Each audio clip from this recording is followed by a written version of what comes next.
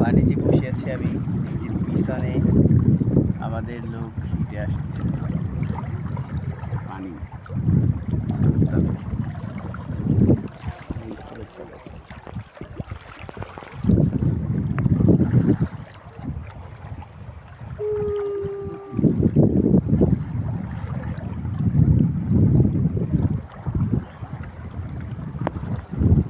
পানির স্রোত, পাহাড়ি অঞ্চল,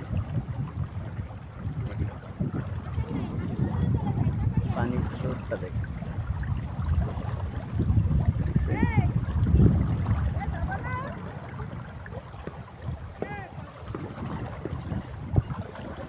আমাদের লোক সবাই পিছনে, আমি পানিতে বসে বসে একটু মজা দিচ্ছি, ঠিক আছে।